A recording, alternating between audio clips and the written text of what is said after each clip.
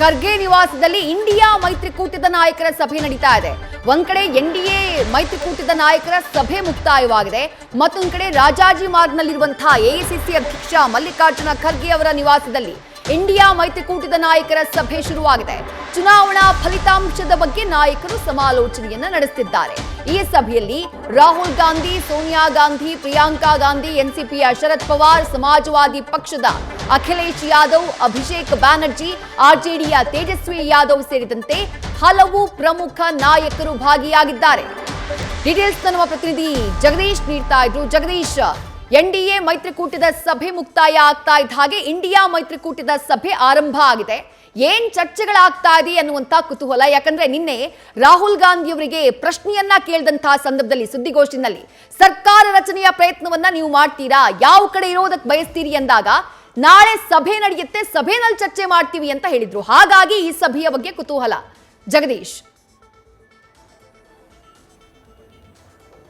ಖಂಡಿತವಾಗ್ಲು, ಯಾಕಂದ್ರೆ ವಿದ್ಯಶ್ರೀ, ಇವತ್ತು ನಡೆಯುವಂತಹ ಈ ಒಂದು ಇಂಡಿಯಾ ಮೈತ್ರಿಕೂಟದ ಮೊದಲ ಸಭೆ ಆಫ್ಟರ್ ಏನಂದ್ರೆ ರಿಸಲ್ಟ್, ಆ ಕಾರಣಕ್ಕಾಗಿ ಬಹಳಷ್ಟು ಕುತೂಹಲ ಮೂಡಿಸ್ತಾ ಇರುವಂತದ್ದು. ಮತ್ತೆ ಈ ಒಂದು ಚುನಾವಣೆಯ ಫಲಿತಾಂಶದಲ್ಲೂ ಸಹಿತ ಬಹಳಷ್ಟು ಏನಂದ್ರೆ ಪಾಸಿಟಿವ್ ರೆಸ್ಪಾನ್ಸ್ ಇಂಡಿಯಾ ಮೈತ್ರಿಕೂಟಕ್ಕೆ ಸಿಕ್ಕಿದೆ. ಮತ್ತೆ ಅದರ ಜೊತೆಗೆ ಇಂಡಿಯಾ ಮೈತ್ರಿಕೂಟದ ಬಹಳಷ್ಟು ಜನ ನಾಯಕರು ಸಹಿತ ಸರ್ಕಾರವನ್ನು ರಚನೆ ಮಾಡಬೇಕು ಅನ್ನುವಂತಹ ಏನಂದ್ರೆ ಇಂಗಿತವನ್ನು ವ್ಯಕ್ತಪಡಿಸುತ್ತಿದ್ದಾರೆ.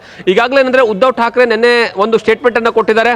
ರಾಹುಲ್ ಗಾಂಧಿ ಅವರು ಪ್ರಧಾನಿ ಆಗಬೇಕು, ಅದ್ರ ಜೊತೆ ಇಂಡಿಯಾ ಮೈತ್ರಿಕೂಟದ ಎಲ್ಲಾ ನಾಯಕರು ಸಹಿತ ಅದಕ್ಕೆ ಒಮ್ಮತವನ್ನು ಸೂಚಿಸ್ತೀವಿ. ಅದರ ಜೊತೆಗೆ ಸರ್ಕಾರ ರಚನೆಗೆ ಬೇಕಾಗಿರ್ತಕ್ಕಂತಹ ಕಡಿಮೆ ಬಿದ್ದಿರತಕ್ಕಂತಹ ಏನಂದ್ರೆ ಸ್ಥಾನಗಳ ಬಗ್ಗೆನೂ ಸಹಿತ ಏನಂತಂದ್ರೆ ಯಾವ ರೀತಿಯಾಗಿ ಪ್ಲಾನ್ ಮಾಡಬೇಕು ಅನ್ನುವಂತಹ ವಿಚಾರಕ್ಕೆ ಸಂಬಂಧಪಟ್ಟ ಹಾಗೆ ನಾವು ನಿರ್ಧಾರವನ್ನು ಕೈಗೊಳ್ಳುತ್ತೀವಿ ಅಂತ ಹೇಳಿದ್ರು.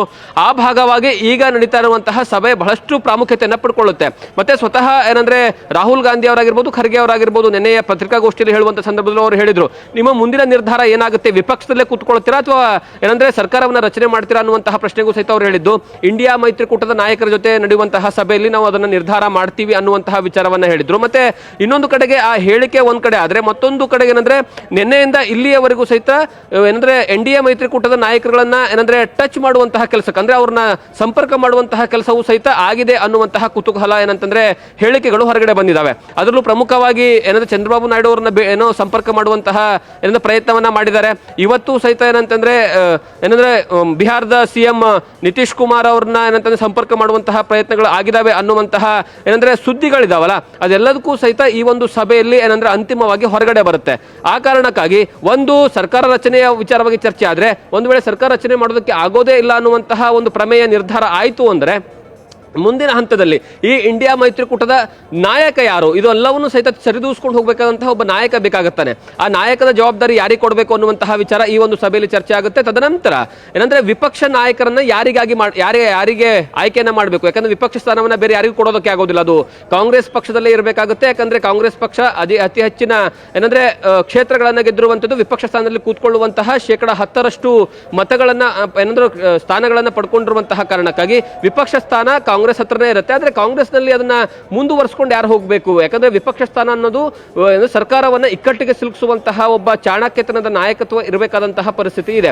ಕಾರಣ ಏನು ಅಂದ್ರೆ, ಈ ಹಿಂದೆ ಅಧೀರ್ ರಂಜನ್ ಚೌಧರಿ ಇದ್ರಲ್ಲ, ಆ ಸಂದರ್ಭದಲ್ಲಿ ಕಾಂಗ್ರೆಸ್ಗೆ ಅಷ್ಟರ ಮಟ್ಟಿಗೆ ಏನಂತಂದ್ರೆ ವಿಪಕ್ಷ ಸ್ಥಾನವನ್ನ ಸರಿಯಾಗಿ ನಿಭಾಯಿಸಿಲ್ಲ ಅನ್ನುವಂತಹ ಏನಂದ್ರೆ ಕೂಗು ಸಹಿತ ಇದೆ. ಮತ್ತೊಂದು ಕಡೆಗೆ ಮಲ್ಲಿಕಾರ್ಜುನ್ ಖರ್ಗೆ ಅವ್ರನ್ನ ಮಾಡಬೇಕು ಅನ್ನುವಂತಹ ಕೂಗು ಏನಿತ್ತಲ್ಲ, ಆದ್ರೆ ಮಲ್ಲಿಕಾರ್ಜುನ್ ಖರ್ಗೆ ಅವರು ಲೋಕಸಭೆಗೆ ಎಂಟ್ರಿನೇ ಇಲ್ಲ, ಅವರು ರಾಜ್ಯಸಭೆಯ ಸದಸ್ಯರು. ಲೋಕಸಭೆಯ ಎಂಟ್ರಿಗೆ ಆಗಿರ್ತಕ್ಕಂತಹ ನಾಯಕರಲ್ಲೇ ಒಬ್ಬರನ್ನ ವಿಪಕ್ಷ ಸ್ಥಾನದ ನಾಯಕರನ್ನಾಗಿ ಮಾಡಬೇಕು. ಆ ನಾಯಕ ಯಾರಾಗಿರ್ಬೇಕು, ಇಲ್ಲೆಲ್ಲರೂ ಸಹಿತ ಕೊನೆಗೆ ಅಂತಿಮವಾಗಿ ನಿರ್ಧಾರವನ್ನು ಕೈಗೊಳ್ಳುವಂತದ್ದು ಬಹುತೇಕ ರಾಹುಲ್ ಗಾಂಧಿ ಅವರ ಮೇಲೆ ಒತ್ತಡ ಹಾಕುವಂತಹ ಸಾಧ್ಯತೆಗಳಿದಾವೆ. ರಾಹುಲ್ ಗಾಂಧಿ ಅವರೇ ವಿಪಕ್ಷ ಸ್ಥಾನದ ನಾಯಕ ಆಗಬೇಕು, ಆ ಮೂಲಕವಾಗಿ ಏನಂದ್ರೆ ಸರ್ಕಾರವನ್ನ ಇಕ್ಕಟ್ಟಿಗೆ ಸಿಲುಕಿಸುವಂತಹ ಕೆಲಸಕ್ಕೆ ಮುಂದಾಗಬೇಕು ಅಂತ.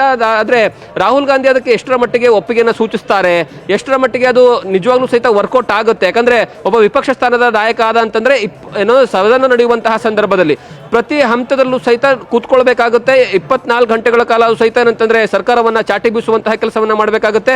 ಪ್ರತಿ ಬಾರಿ ನಡೆದಿರ್ತಕ್ಕಂತಹ ಸದನದಲ್ಲೂ ಸಹಿತ ಸರ್ಕಾರವನ್ನ ಪ್ರಶ್ನೆ ಮಾಡುವಂಥದ್ದು ಮತ್ತೆ ಅದನ್ನ ನಿಭಾಯಿಸಿಕೊಂಡು ಹೋಗುವಂತಹ ನಾಯಕತ್ವ ಬೇಕಾಗುತ್ತೆ.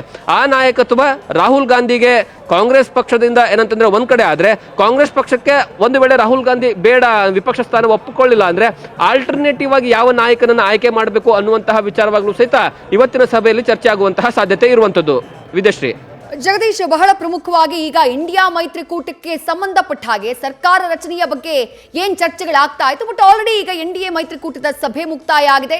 ಪ್ರಧಾನಿ ನರೇಂದ್ರ ಮೋದಿ 7:30 ಸುಮಾರಿಗೆ ಅಲ್ಲಿಗೆ ತೆರಳಲಿದ್ದಾರೆ. ರಾಷ್ಟ್ರಪತಿಯ ಬಳಿ ತೆರಳಿ ಸರ್ಕಾರ ರಚನೆಗೆ ಹಕ್ಕನ್ನ ಅವರು ಮಂಡಿಸಲಿದ್ದಾರೆ.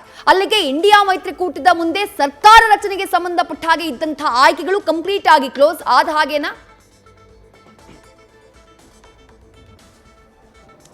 ಖಂಡಿತವಾಗ್ಲೂ ವಿಜಯಶ್ರೀ ಸಂಪೂರ್ಣವಾಗಿ ಕ್ಲೋಸ್ ಅಂದ್ರೆ ಏನಂದ್ರೆ ಈಗಾಗಲೇ ಒಂದು ರೀತಿಯಲ್ಲಿ ಬೆಂಬಲವನ್ನು ಸೂಚಿಸಿ ಪತ್ರವನ್ನು ಕೊಟ್ಟಾಗಿದೆ. ಏನಂದ್ರೆ NDA ಮೈತ್ರಿಕೂಟಕ್ಕೆ ಅಲ್ಲಿರುವಂತಹ ಎಲ್ಲ ಮಿತ್ರ ಪಕ್ಷಗಳು.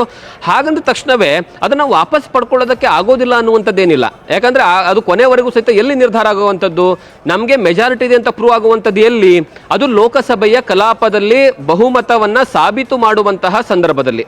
ಬಹುಮತ ಸಾಬೀತು ಯಾವಾಗ ಆಗುತ್ತೆ, ಈಗ ಆರಂಭಿಕ ಹಂತಗಳಲ್ಲಿ ರಾಷ್ಟ್ರಪತಿಗಳು ಸರ್ಕಾರ ರಚನೆಗೆ ಏನಂದ್ರೆ ಅವಕಾಶವನ್ನ ಮಾಡಿಕೊಡ್ತಾರೆ. ಪ್ರಧಾನಿಯ ಪದಗ್ರಹಣವೂ ಸಹಿತ ಆಗುತ್ತೆ. ಪದಗ್ರಹಣ ಆಗಿ ಹೊಸದಾಗಿ ಏನಂದ್ರೆ 18ನೇ ಲೋಕಸಭಾ ಏನಂದ್ರೆ ಸೆಷನ್ ನಡೆಯುತ್ತಲ್ಲ, ಆ ಸಂದರ್ಭದಲ್ಲಿ ಮೊದಲು ಎಲ್ಲಾ MP-ಗಳಿಗೆ ಏನಂದ್ರೆ ಪ್ರಮಾಣ ವಚನ ಬೋಧನೆ ಆಗುತ್ತೆ. ಪ್ರಮಾಣ ವಚನ ಬೋಧನೆ ಆದ ನಂತರ ತದನಂತರ ಏನಂತಂದ್ರೆ ಸರ್ಕಾರದ ಬಹುಮತವನ್ನು ಸಾಬೀತು ಮಾಡೋದಕ್ಕೆ ಇರುವಂತಹ ಅವಕಾಶ. ಅಲ್ಲಿಯವರೆಗೂ ಸಹಿತ ಯಾವ ನಾಯಕರನ್ನು ಬೇಕಾದ್ರೂ ಸಹಿತ ಗಾಳ ಹಾಕೋದಕ್ಕೆ ಅವಕಾಶ ಇದೆ. ಯಾಕಂದ್ರೆ ಅಲ್ಲಿಯವರೆಗೂ ಸಹಿತ ಏನಂದ್ರೆ ನಿತೀಶ್ ಕುಮಾರ್ ಅವ್ರನ್ನಾಗಿರ್ಬೋದು, ಚಂದ್ರಬಾಬು ನಾಯ್ಡು ಆಗಿರ್ಬೋದು, ಅಥವಾ ಏನಂತಂದ್ರೆ ಏಕನಾಥ್ ಶಿಂಡೆ ಆಗಿರ್ಬೋದು, ಅಂತಹ ಎಲ್ಲಾ ನಾಯಕರನ್ನ ಸಹಿತ ಏನಂತಂದ್ರೆ ಇಂಡಿಯಾ ಮೈತ್ರಿಕೂಟದ ನಾಯಕರು ಅವ್ರ ಟಚ್ ಅಲ್ಲಿ ಇರಬಹುದು, ಅವ್ರ ಜೊತೆ ಏನಂದ್ರೆ ಮನವೊಲಿಸಬಹುದು, ಅವ್ರನ್ನ ಏನಂತಂದ್ರೆ ತಮ್ಮತ್ತ ಸೆಳೆಯಬಹುದು. ಕೊನೆಗೆ ಅಂತಿಮವಾಗಿ ಕೊನೆಯ ದಿವಸದವರೆಗೂ ಸಹಿತ ಅಂದ್ರೆ ಯಾವತ್ತು ಅಂದ್ರೆ ಸದನದಲ್ಲಿ ಕೂತ್ಕೊಂಡು ಬಹುಮತವನ್ನ ಸಾಬೀತು ಮಾಡುವಂತಹ ಕ್ಷಣವರೆಗೂ ಸಹಿತ ಅವರನ್ನ ಕನ್ವಿನ್ಸ್ ಮಾಡೋದಕ್ಕೆ ಅವಕಾಶ ಇದೆ. ಆದ್ರೆ ಈಗಿನ NDA ಮೈತ್ರಿಕೂಟದ ನಾಯಕರ ಏನಂದ್ರೆ ಗಟ್ಟಿತನವನ್ನ ನೋಡಿದ್ರೆ ಅದಕ್ಕೆ ಯಾವುದೇ ಕಾರಣಕ್ಕೂ ಸಹಿತ ಅವಕಾಶ ಏನಂದ್ರೆ ಬಹುತೇಕ ವಿರಳ ಅಂತ ಹೇಳಲಾಗ್ತಾ ಇದೆ. ಆದ್ರೆ ಇರುವಂತಹ ಒಂದು ಆಯ್ಕೆ ಏನಿದೆ, ಆ ಆಯ್ಕೆಯಲ್ಲಿ ಯಾಕೆ ನಾವು ಏನಂದ್ರೆ ಪ್ರಯತ್ನವನ್ನ ಪಡಬಾರದು ಅನ್ನುವಂತಹ ನಿರ್ಧಾರಕ್ಕೂ ಸಹಿತ ಇಂಡಿಯಾ ಮೈತ್ರಿಕೂಟದ ನಾಯಕರ ಸಭೆಯಲ್ಲಿ ತೆಗೆದುಕೊಳ್ಳುವಂತಹ ಸಾಧ್ಯತೆಗಳು ಇರುವಂತದ್ದು. ವಿದೇಶ್ರೀ, ಥ್ಯಾಂಕ್ ಯು ಜಗದೀಶ್ ತಮ್ಮೆಲ್ಲ ಡೀಟೇಲ್ಸ್ಗೆ. ನ್ಯೂಸ್ ಫಸ್ಟ್ ನಿರ್ಭೀತಿಯಿಂದ ನಿಮ್ಮ ಪರವಾಗಿ.